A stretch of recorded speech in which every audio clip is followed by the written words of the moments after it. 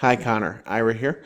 Hope you're doing well. I am recording some audio feedback on your statement of belief in hopes that this will be useful to you as you're making your final revisions on the Defining Good Argument in Digital Contexts essay.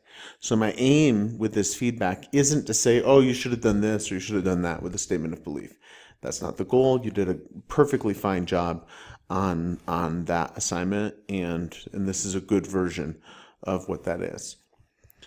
Instead, what I'm hoping to do is talk through some of my responses to this as a reader as I'm going through in such a way as to be useful to you in thinking systematically in this next major essay about what constitutes good argument and why. So most of my comments are either sort of celebrating something I think you're doing well, or challenging you or pushing you on something where I think doing so is going to help you produce a more rigorously systematized and coherent, larger argument about how we ought to define good argument in digital contexts. So what I'm going to do is basically just read through, highlight some things, respond to them.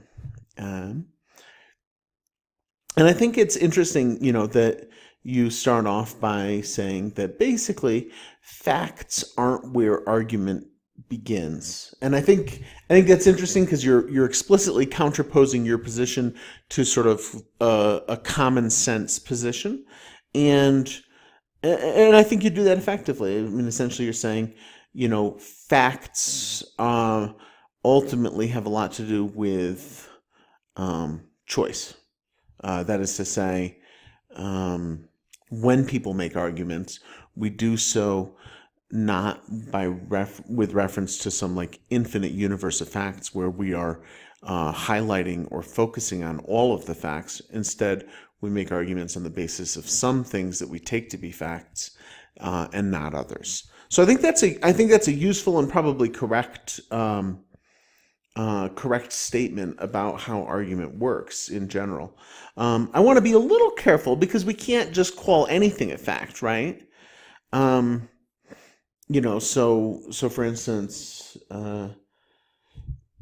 somebody who's a flat earther believes that NASA has a wall around the world that they have scientists guarding, and it's a giant ice wall like in Game of Thrones. That's not a fact. That's the thing they believe, but it's not a fact. So one of the things I kind of want to push you on a little bit is to think about, okay, cool, but what constitutes a fact? What makes something a fact? And that starts to get into the next piece of things where we're talking a little bit about support. When you talk about every argument needs to be supported and cannot be baseless, it needs to have value, be supported by facts, and have reason. So these are kind of what I take to be your three kind of primary components of good argument. It has value, it's supported by facts, and it has reason.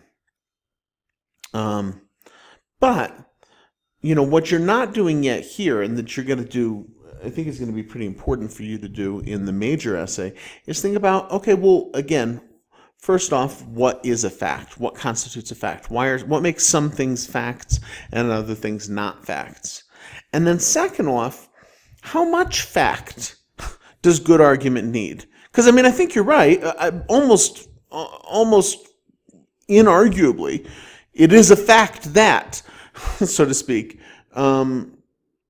we helplessly rely on fewer facts, fewer total assertions of fact for any given argument than the universe of possible facts.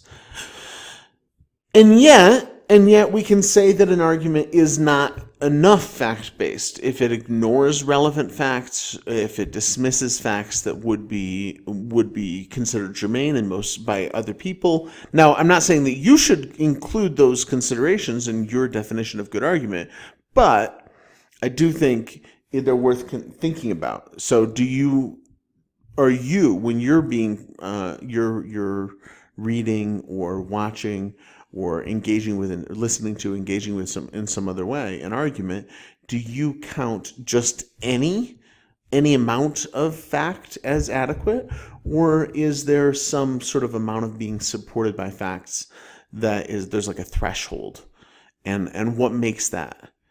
Well, when is it allowable for your sense of good argument, for your sense of the kind of argument that you want to make? When is it allowable to ignore or dismiss facts, and when is it not allowable? For what reasons? And when you talk about passion, I think like that's a useful focus.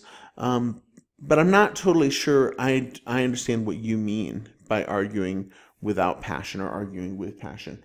What constitutes passion here, and why? Why does it matter? Just because passion is what stops us from giving up easily? Don't people sometimes really argue quite doggedly, but without much passion? Is that good argument or not? Why? If it is, how does that sort of reshape in some way your definition? If it's not, why isn't it? And then here I'm kind of interested. One of the things I want to kind of push you on is this thinking about winning. And the reason I want to push you on it is because in a sense, you've already pushed yourself on it. You put win in quotation marks. Why? So really, that's a really serious question. For you, what does it mean to win an argument? When you put it in quotation marks, you're often saying, I don't exactly mean this. I mean something kind of like this, but not exactly win. And so what I would want to ask is, so why not exactly win? What is argument for if not winning?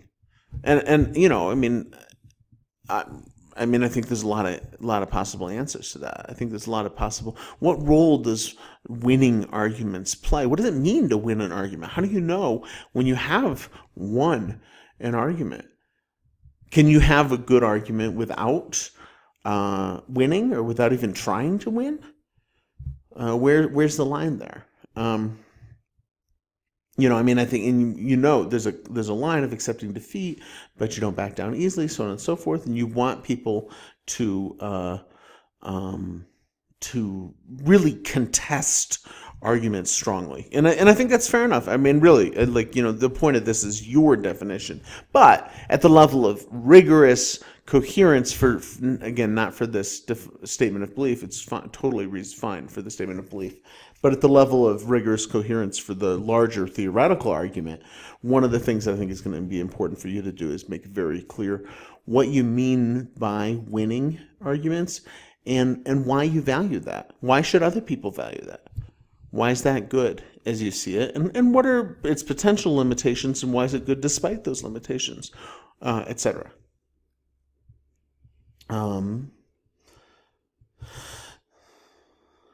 Now, and this is sort of is an interesting kind of counter perspective in some ways. You say that in order to have a good argument, the argument needs to be structured in the way that it makes you question your own beliefs. So, in other words, you have to. As I read this, it seems like you're saying that the argument between two or more people itself, as it's unfolding, should make everybody involved question their beliefs.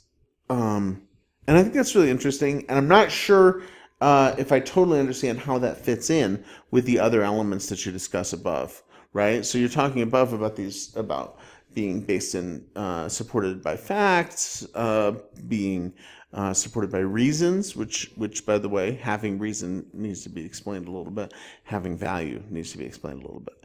But you're talking about those things as good, and you're talking about passion as good, and then here, you're talking about questioning your own beliefs is good. And I think that's totally fine and interesting, but I want to hear more about how do all these things fit together and why do they fit together? What's the logic of putting those things together and saying that together they all add up to good argument? What is argument for then ultimately? And then, so when you talk about bad arguments, it's sort of helpful to say that people argue simply because they feel something should be one way, but they don't actually offer anything that supports that. They don't offer reasons or appeal to values or base that in facts. And I'd like to hear you say a little bit more about, really like thinking about examples of how that happens and why it's bad. Who cares? What's wrong with that? You say that's sad. Why is that sad? I mean, kind of obviously, I don't love that. But the point is here is like, why do you not love that? What again? And this kind of brings us to the question: what do you see argument as being for that makes this way of arguing not good? That makes it bad.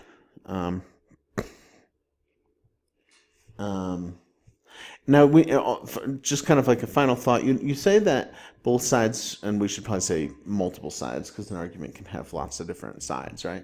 But multiple sides of an argument are capable of having facts on the same topic that rebut each other. And I think that's an interesting statement because, although I don't necessarily disagree, often when we say rebut, we actually, we really mean demonstrate the falsity of, right? I mean, in a debate sense, it's just try to demonstrate the falsity of. But what we think we're doing when we rebut each other is demonstrating the falsity of one another's perspectives or views or beliefs. And this kind of really highlights one of the things that I think will be important for you to address more fully in the Defining Good Argument in Digital Contexts, the major essay for the course, which is how should an argument, a good argument, combine the facts that it draws on, the reasons that it draws on? Are there better and worse ways of combining those? And again, this gets us to the question of ultimately, what is argument for? So if 2 or 3 or 5 people all refer to some facts that are in different ways opposed, which way of, what makes one way carry the day, so to speak? And what does it mean to carry the day? And what does that have to do with what argument is for in your understanding? So I appreciated reading this, and I'm really looking forward to reading your longer Defining Good Arguments in Digital Context, the major essay. And I'll see you soon. Thanks. Bye.